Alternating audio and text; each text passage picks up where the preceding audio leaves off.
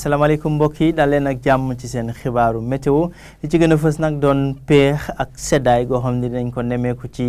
guddi gi jàpp bërset gi waaye itam bu ñu demee ba ci diggu bëccëg gi asamaan si dana leer jant bi moo fi gën a fës waaye tamit dana ànd ak mbooyo ak tàngaay goo xam ne dinañ ko nemmeeku ci gox yu bëri ci réew mi mbokk yi bu ñu jàllee ci leeral xibaar yooyu leen suñu animation satellite mooy won ay niir yoo xam ne dana jugee ca boori géej wàllu yan nag jëm biir Sénégal jëm ba boori sax Mauritanie muy xoolee ci guddi tey gi la jëm nag ba ëllëg ci suba asamaan si dana ami niir ay niir yoo xam ne nag dana ànd ak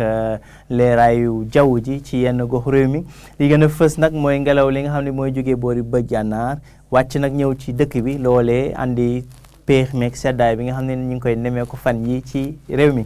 seddaay boobee nag dana gën a fës ci diggu réew mi jàpp boori penku waaye tamit ca boori bëj Saalum dana toll ci fukki degré ak juróom benn ca boori Fatick jëm ba fukki degré ak juróom ñaar ca Kaffrine jàpp Sédhiou ak Kolda waaye fukki degré ak juróom ñett ba juróom ñeent ca boori bëj gànnaar penku réew mi bu ñu xoolee mbokk yi température yi ca boori Ndakaaru jàpp Kaolack ak boori Ziguinchor foofee température yi dana xaw a kawe jàllee ci ñaar fukki degré ñett ca capitalu Sénégal jëm ñaar fukki degré ca boori Ziguinchor ak Kaolack waaye ci tënk rek peex ak seddaay li ñuy gën a nemmeeku ci gox yu bëri ci réew mi mbokk yi ëllëg ci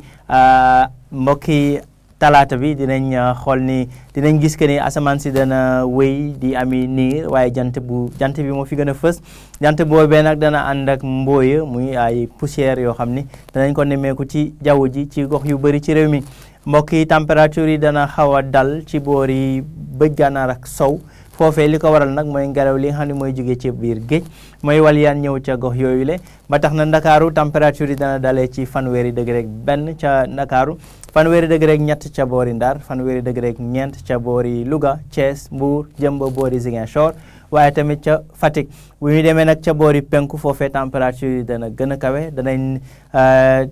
tàmbalee ci fanweeri degré ak juróom ca Diourbel jàpp Kaolack ak boori Sédhiou waaye fanweeri degré ak juróom benn ci la ñuy séntu ca boori Bakel waaye tamit fanweeri degré ak juróom ñaar muy température bi gën a kawe mbokk yi ñu ngi koy xaarandi ca boori Kaffrine ak boori Tambacounda mbokk yi li gën a fës ci daanaka diggu bëccëg gi muy tàngaay boo xam ne dañ ko nemmeeku waaye tamit te mu ànd ak mbooya ci gox yu bëri ci réew mi lii moo doon xibaari mbokk yi ci tënk rek dana sedd ci gox yu bëri ci réew mi ci guddi gi jàpp bërset bi waaye bu ñu demee ba diggu bëccëg nag seddaay boobule tàngaay moo koy wuutu tàngaay mu ànd ak mbooya ci réew mi rawatina ca boori penku lii moo doon xibaari mbokk yi jox leen dig daje ba ëllëg ci yeneen xibaaru météo jërë ngeen jëf